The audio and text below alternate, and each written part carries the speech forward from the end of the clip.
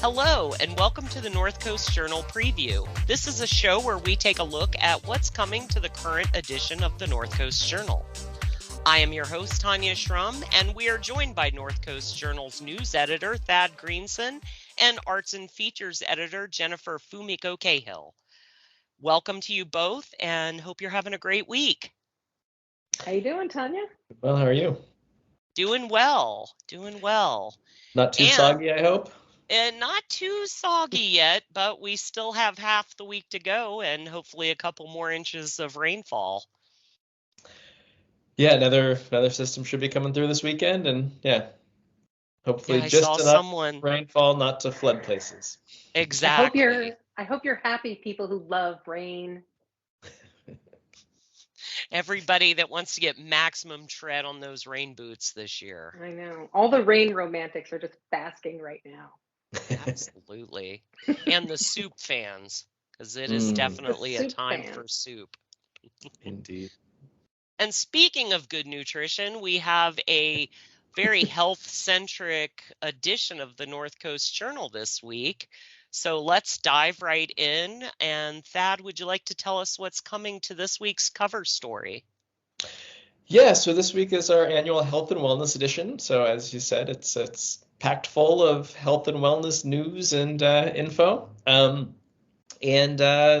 news gods kind of felt our health and wellness issue coming and delivered some pretty impactful news last week. So Providence Health, which owns Redwood Memorial Hospital in St. Joe's in Eureka, announced with apparently no warning and kind of no consultation or advance notice locally that it is closing outpatient laboratory services at Redwood Memorial and St. Joe's both, actually all of its California hospitals. And this came as a huge shock to local providers and employees of St. Joe's and Redwood Memorial, and also patients who are kind of trying to figure out what this means for them. It's pretty not only impactful but stunning. Yeah, and I mean, one of the things that's surprising about it to me, and we didn't really get to dig too deeply into it for the story, but traditionally lab services like this, outpatient services, have been kind of a cash cow for hospitals. They're something that, because they provide these services for and have to for inpatients, it doesn't take much added expense to kind of expand them out to outpatient services, and they can charge pretty substantially for them. So.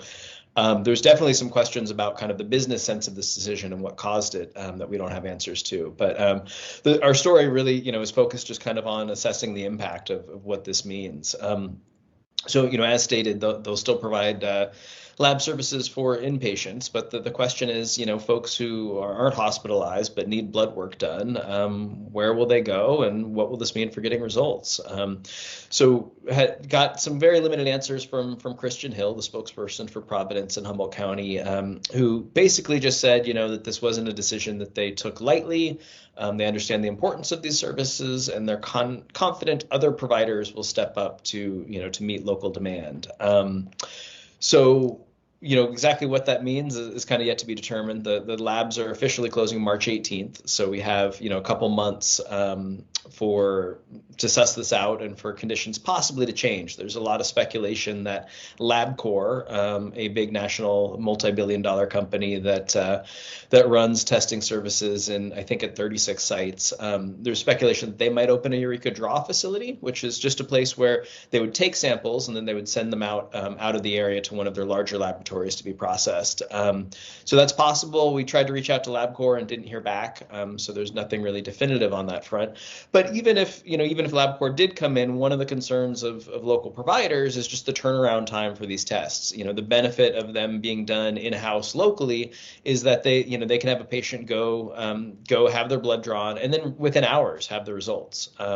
So that's really important and crucial for both some kind of ongoing services, folks who are undergoing undergoing cancer treatment and chemotherapy need, really, really prompt blood results to inform their chemotherapy dosages and stuff like that. And so doctors really need those results promptly, kind of like within hours of administering chemotherapy. And some of those folks are going in, to have this work done once, twice a week. There's a number of other chronic ailments that, kind of require frequent and prompt blood work. And so there's a big concern about what this will mean for those patients. And then, I had the chance to talk to Donald Baird, who's a physician in Ferndale and is the former public health officer for Humboldt County.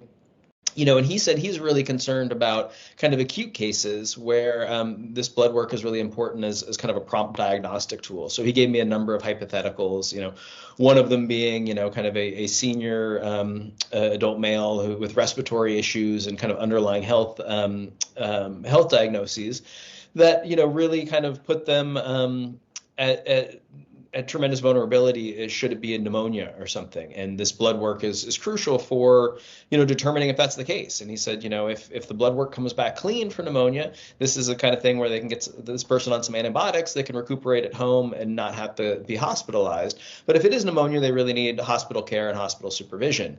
And so absent an avenue to get really prompt blood work back, these patients, he says, he'll err on the side of caution and send them to the emergency room. Of course, that both, is time out of this person's day that they're going to have to go wait for hours to be seen at the emergency room. Comes with an emergency room bill, which is, typically $2,500 plus, and it ties up emergency services for somebody who, very well might not have to be in the hospital. So he just says this introduces kind of all kinds of inefficiencies for providers, for patients, and the hospital system itself, which is a big concern for him. The good news for some is that there are still places to get blood work tested locally.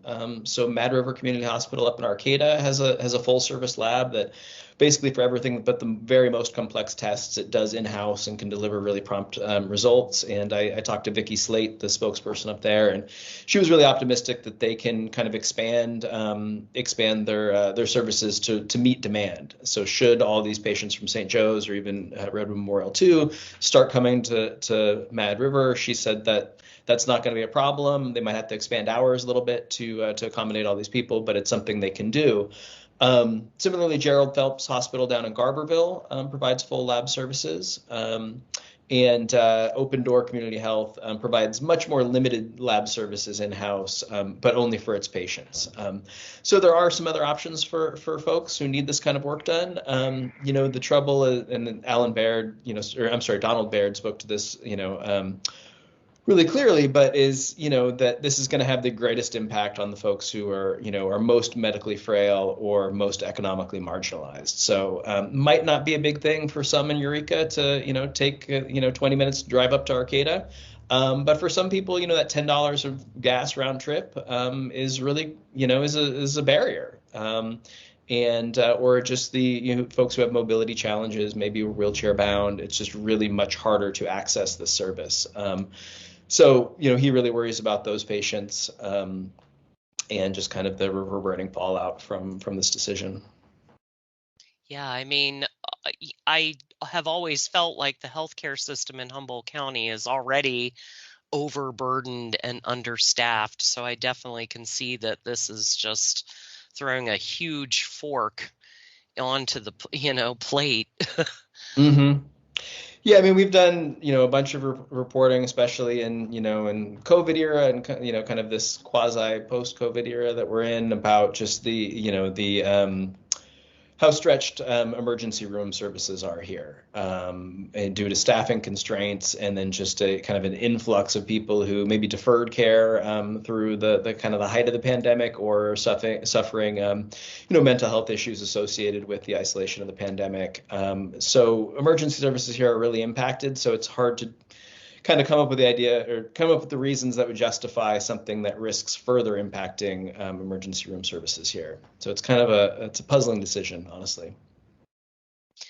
And definitely makes way for a big corporate entity like LabCorp or Quest to come in here and fill the gap if they're interested. But the turnaround time is problematic for sure. As somebody that retired from veterinary medicine, where you always had to wait a day or two to get results, I can only imagine what that looks like in the human Yeah. sector. Yeah, absolutely. And you touch on one thing that I should add in is, if LabCorp or one of these other really large entities does come in to open a draw facility, there is a tiny bit of a silver lining there, and that there's a good chance that it would provide testing services cheaper than they're currently available through Providence. The flip side of that is those delayed results. But for folks who don't need prompt results, it might be a more affordable option in the long run. Excellent point, Thad. Well, as we move on, what other articles do we have coming to the journal this week regarding health and wellness in our county? Yeah, I tackled two other news stories on the news side. One of them was looking at kind of the ongoing implementation of a new multi-agency, multidisciplinary program to prevent suicide in Humboldt County.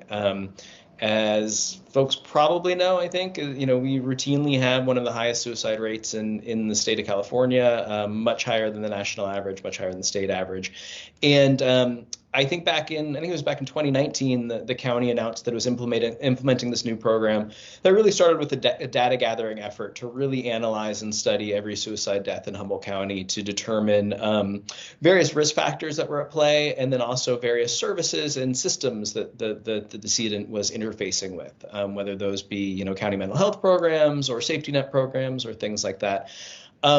And the idea really is to gather all of this data to identify intervention points, and both identify risk factors that providers and other folks and community members can look out for in their neighbors and the clients that they're dealing with, but then also to look at places where maybe systems could have been more effective in helping people, or in noticing these warning signs and acting. So I had the chance to catch up with a few people from the Department of Health and Human Services and Public Health, and really, again, this program is just kind of moving out from the data gathering stage to implementation stage, but there's already some things that are really positive steps. And so one of them is Health and Human Services, particularly the behavioral health branch, has taken to training all of its clinicians first and foremost in recognizing suicidal behaviors or risk factors, and then also in intervention methods to dealing with people who may be suffering suicidal ideations. But they took that kind of a step further. They realized that it's not enough just to have clinicians trained in these things, but they really want every receptionist, every member of the custodial staff, anybody who on their staff who might interface with the public to be equipped to deal with these things. So that's a really positive step. Another one is a deadly means lockbox program, where they have making lock boxes that allow households to secure their firearms or their prescription medications, to just kind of put an added barrier to make these things less accessible for folks who might again be suffering suicidal ideations. A lot more in the story. I encourage folks to read it. I do want to just kind of give the county's mental health crisis hotline for anybody who either has a loved one or a neighbor who's having a rough time, or anybody who's in crisis themselves. And that number is it's available 24/7, and it's 707-445-7715. I know we're running out of time. The other story that I wrote about this week is looking at all of Humboldt County's myriad of poor health outcomes. We rate just awfully in state rankings for all kinds of morbidities. We are not a healthy county. But the story I looked at really is looking at what's called the social determinants of health. So often when it comes to health decisions, we think of it as a personal choice. Put down the hamburger, pick up the salad, go get some exercise, stop smoking, those kinds of things. And this really looks at kind of the more pervasive community issues that add to poor health, such as entrenched poverty, poor housing conditions, those types of things. Thank you, Thad, for bringing us the highlights of those stories. I encourage everybody to pick up this week's North Coast Journal and read all of these stories in their entirety. And hopefully we'll start getting around to some of these mitigating factors that will bring us to a more healthy community. Indeed. And with that, let's turn and see what Jennifer can bring to the table this week as far I as see. health and the arts and features that make us healthier. I see what you did there. Our on the table column this week is Simona Carini because I'm not going to do a health and wellness issue without the queen of vegetables. Um, and she has some advice beyond just eating your vegetables, which is try a vegetable you like in a new way or try a new vegetable. And she has a recipe for that. Look into my eyes. Carrots and celery sticks are not the only vegetable snacks in the world. My God. But they And go if you, so well with ranch. which is its own vegetable in my mind. But she has a recipe for a Georgian dip, and we mean Georgia in near the Caucasus Mountains, not Georgia in the south of America. And it is red beet chali, and it is a wonderful, like vibrant. If you walked into a party and this is on the table, you would be drawn to it. It's that wonderful beet purple. And Simona made hers in sort of a mound. It's like a big, lumpy dip. And it's beets, but with all sorts of spices and wonderful stuff in it. And, she's really pointing out that you do not just have to, and it's got walnuts in it. You do not just have to have vegetables as a side, as that portion of your plate or whatever. You can just eat them like for fun, for enjoyment. And this happens to be a vegan recipe. It's not converted to be vegan, it just sort of naturally is. It's got like shallots and parsley and coriander and cayenne and a little bit of red wine vinegar. So it's that. I don't know if you've enjoyed food from the region of like Russia, Georgia, that kind of area, but there's a wonderful flavor profile of like tartness and sweetness. And I think this is a great example. And be the talked about dish at your next potluck. That's my advice to you. We also have Julia Graham Witt writing about gardening, not just for growing vegetables, but for your body and your soul. She's talking about the kind of exercise that you can get from gardening, because as she's put it, like, yeah, all those pieces of gym equipment that I bought over the years, they're hanging clothes now. So, but she is active in the garden, and that's really how she stays healthy and feels good, and that's a thing that we don't really talk about so much. We talk about like burning calories and blah, blah, blah, and all that, but we don't really talk about feeling good in our bodies and working on something. Physical labor, if you can do it, has a real feel good value to it. She suggests a forearm workout from pruning and some other things, as well as the psychological and spiritual joy of stabbing stuff in the garden. And she introduces us to a hori hori, which is a Japanese gardening tool. And I am fascinated with it because we had one in the office. I think it was in the gift guide, and they were taking pictures of it. And that thing, it's so cool. It's like a dagger and a shovel had a little garden tool baby, and it's got little measuring lines so you can see how deep you're digging when you're planting and stuff.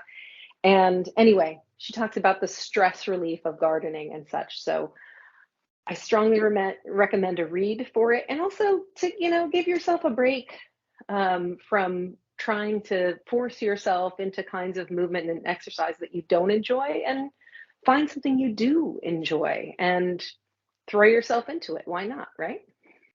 Absolutely. I think that's the goal, because anything you're gonna convert something you enjoy into exercise is more likely to stick around in your day-to-day routine. Yeah. Yeah, we're not doing that thing where we torture ourselves with classes we hate and stuff. We're doing the stuff we like now. But yes, I and also, I also love that tool, because I can't tell you yeah, how often I've been gardening and I'm like, what's 2 inches for this seed? You got to eyeball it, no more. Now you have your measurements right there to let you do know you have where. one? No, but that's what Okay, we're in getting you seeing one. the article, I'm like, this is the thing right here. Yeah, we're getting you one. Fans, send her one. No, we're getting you one. I'm pretty sure I know a guy. The other semi-ridiculous thing, I don't know how much time we have left, but I have a satirical column in this week's Seriously, is titled, "Is Zopisa Right for You?" And it is, you know, that moment where you're like watching TV and you're ignoring the pharmaceutical commercial on the TV until it says like, some side effects include your head exploding, and you're like, what now? Um, so this entire, we don't actually learn in the article what Zopisa does, what it is, what it's for, but it's just the side effects. So side effects include don't take it if, are you allergic, etc. And in fact, the word, just as a special little treat, the word Zopisa, I started out looking for words I could combine to make those weird fake pharmaceutical product names, you know. They always sound like some sort of a cleanser and a woman's name like put together. But I Or actually they're found this, trying to make you feel dumb about what they're trying to describe that it does. right? It's got to be familiar, but also a little magical. Um, Hmm. Zopisa is actually an old word for the tar and wax, the resin on the bottom of boats, on the hulls of boats to sort of waterproof them. And it was, for a brief time anyway, scraped and used medicinally. That sounds lovely. It sounds like the nastiest thing. It's like this thing that we drag people against to kill them in keel hauling. We're going to just bottle that here. You'll feel better. I don't know what it was supposed to cure. But among the side effects of Zopisa are things like itchy liver. Um, I often think about like restless leg syndrome and how the mention of restless leg syndrome makes you feel like, do I kind of have to move my legs now? Like, and if I think about an itchy liver for long enough, I swear to God, my liver can feel itch. Um, and I thought about the craziness of the fact that we have pharmaceutical commercials. In other countries, they do not have this. We in America have this weird thing where we go and request a medication by brand name from a doctor.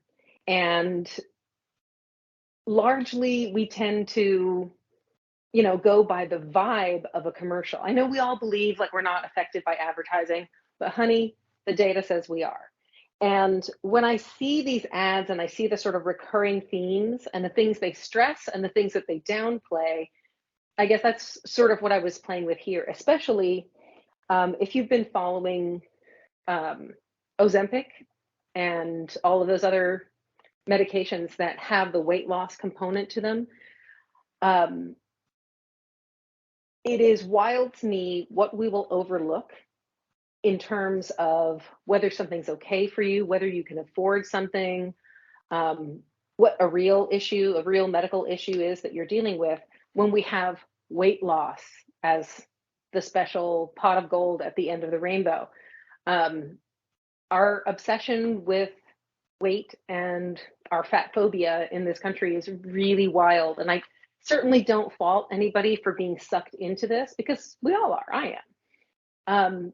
But to see the way that ads will be like, it's not a weight loss drug, but you might lose weight. So don't worry about the constant nausea, the fact that everything tastes like hot tar. You might lose 5 pounds, you might lose 10 pounds. And that's so often how they get us. So This is a great way to button the health edition is not only what is healthy, but what you might want to rethink about as healthy, getting on that next big pharma train. Well, that wraps up our time for this week. Thank you, Jennifer. Thank you, Thad. And thank you for all the North Coast Journal staff for bringing that current edition of the North Coast Journal to us. and thinking about our health and wealth in 2024. You can pick up your copy on newsstands now, or of course find it online at northcoastjournal.com. I am Tanya Shrum. Thanks for being with us, staying informed and supportive, and hopefully happier and healthier in our North Coast community. Thanks, everybody.